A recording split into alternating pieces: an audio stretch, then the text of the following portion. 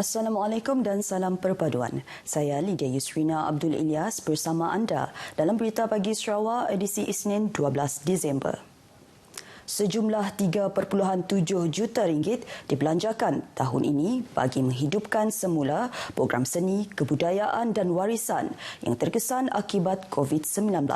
Timbalan Menteri Pelancongan, Industri Kreatif dan Seni Persembahan, Datuk Sebastian Ting berkata, walaupun dana yang diperuntukkan berjumlah 10 juta ringgit masih berbaki, namun kerajaan mempunyai program dan dana baharu tahun hadapan bagi penggiat industri kreatif. Venue will still be the same, waterfront. Dato' Sebastian Ting menjelaskan ia melibatkan peruntukan yang diluluskan kepada 81 persatuan yang memohon dana terbabit. Dato' Sebastian ditemui media selepas Majlis Perasmian Literature Forum di Kuching. Beliau dalam pada itu turut mendedahkan Majlis Sambutan Ambang Tahun Baru 2023 pada 31 Februari ini akan disambut dengan skala lebih besar. We have the countdown this year on the 31st of December. I think the venue will still be the same, waterfront. Yes, the venue will be there. Yeah. Yes, it's going to be a huge celebration. I think the crowd will be bigger this year. Please come. Yes, please come. Yeah. Beliau optimis acara yang akan berlangsung di tebingan Sungai Sarawak itu lebih meriah berikutan jumlah kes COVID-19 yang semakin terkawal. Kerajaan perpaduan perlu berfikir di luar kotak untuk mencari langkah atau kaedah bagi menghadapi cabaran global tahun hadapan. Ahli Dewan Undangan Negeri Tupung, Fazruddin Abdul Rahman berkata, rakyat mengharapkan kerjasama ahli-ahli politik dapat dilaksanakan dengan baik bagi menjamin kesejahteraan rakyat. Kerajaan perpaduan ini. Jadi kita mengharapkan dengan representation yang ramai ini, ianya akan mampu memberi impak yang positif kepada Sarawak.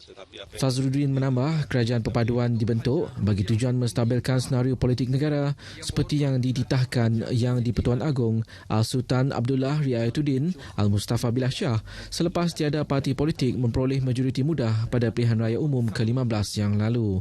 Jelasnya meskipun ideologi dan perjuangan masih mengikut parti masing-masing, namun kerjasama diteruskan di peringkat persekutuan demi rakyat.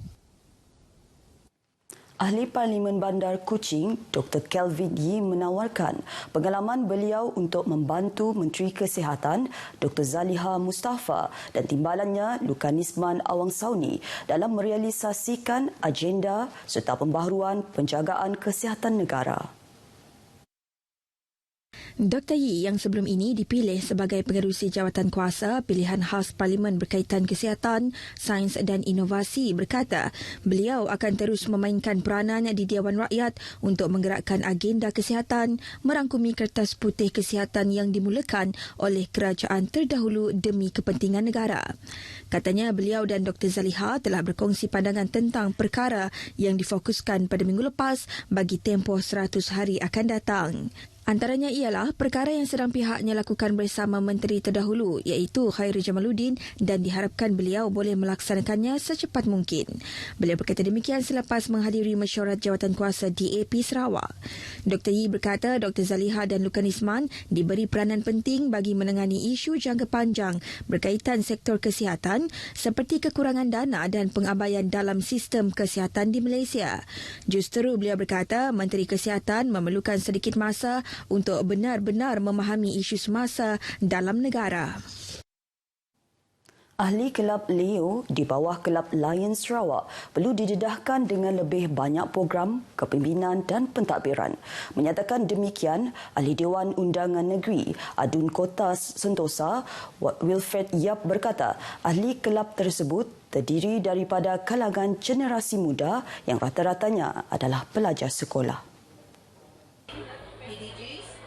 Wilfred Yap menjelaskan pendedahan awal mengenai program kepimpinan dan pentadbiran akan membolehkan mereka berupaya untuk menerajui Kelab Lions pada masa akan datang.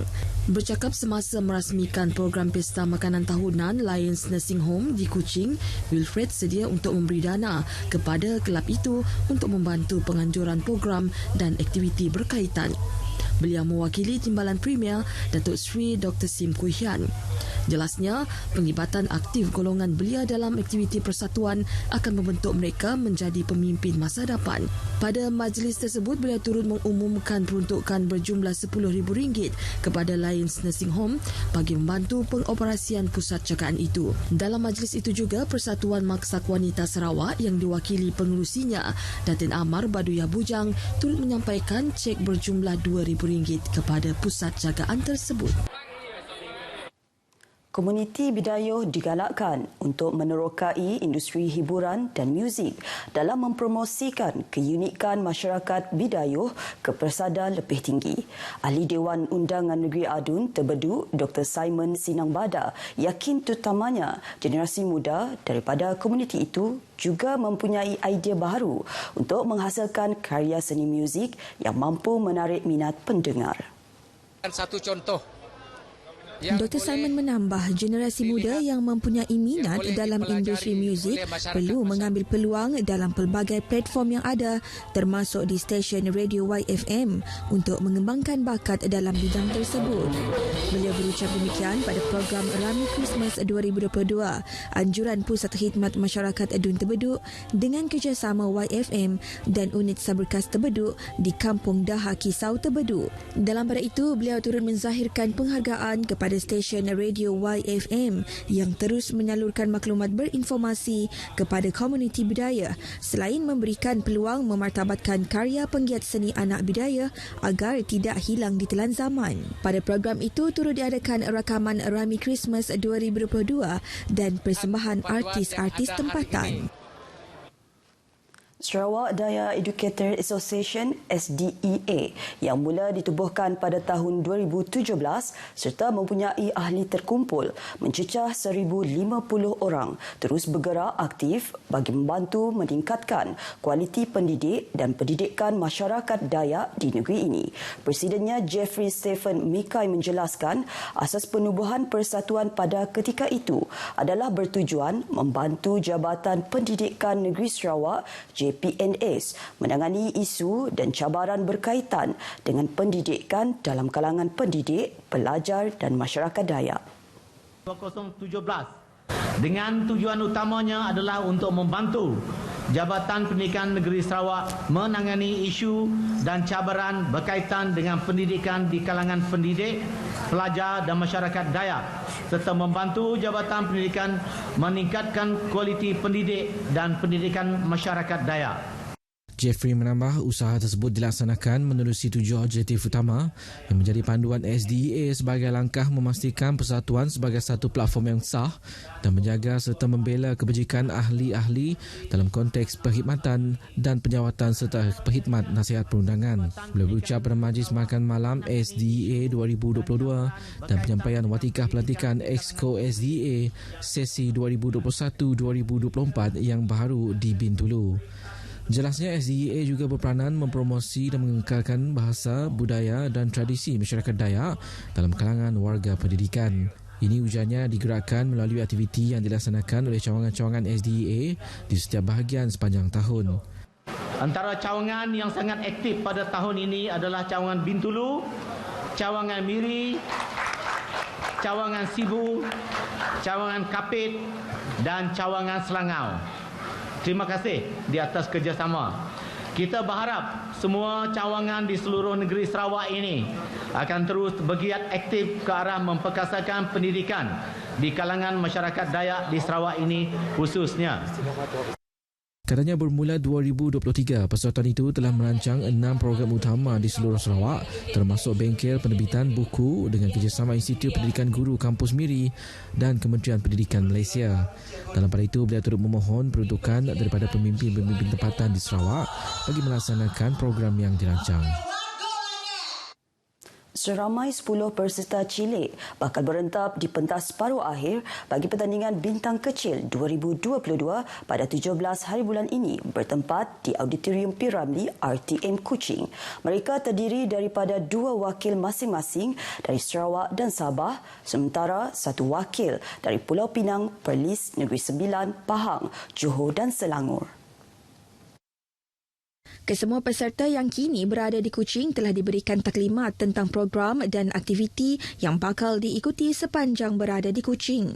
Pada peringkat separuh akhir, 6 peserta akan dipilih untuk ke pentas akhir yang akan dijadualkan pada 24 hari bulan ini bertempat di Stadium Perpaduan Kuching. Dalam sesi taklimat yang diadakan di RTM Kuching semalam, kesemua peserta bakal mengikuti kelas motivasi, kelas seni persembahan dan kelas vokal sebagai persediaan sebelum ke persembahan akhir. Di samping itu juga, para peserta akan dibawa mengikuti aktiviti riadah seperti lawatan ke Muzium Budaya Borneo. Di Bau, sebuah rumah kebun musnah 100% dalam kebakaran pada Sabtu lalu. Menurut Pusat Gerakan Operasi Jabatan Bomba dan Penyelamat Malaysia JBPM Sarawak, kejadian itu berlaku di Kampung Boka Toyak, Sungai Pinang. Menerusi kenyataan, pihak bomba memaklumkan tiada mangsa terlibat dan tiada kecederaan dilaporkan dalam kejadian terbabit. Bomba memaklumkan pihaknya menerima panggilan berkaitan insiden itu pada pukul 7.31 malam sebelum menggerakkan anggota ke lokasi kejadian. Setibanya di lokasi kejadian, pengadu daripada pasukan BBP Bau mendapati sebuah rumah kebun struktur tidak kekal terbakar 100%. Operasi pemadaman berjaya dikawal sepenuhnya kira-kira pukul 9.20 malam. Punca kejadian masih dalam siasatan. Baik, saudara, paparan itu tadi mengakhiri Berita Pagi Sarawak edisi Isnin 12 Disember. Dapatkan perkembangan sahih sepanjang masa melalui portal berita.rtm.gov.my. Sehingga berjumpa lagi. Assalamualaikum dan salam perpaduan.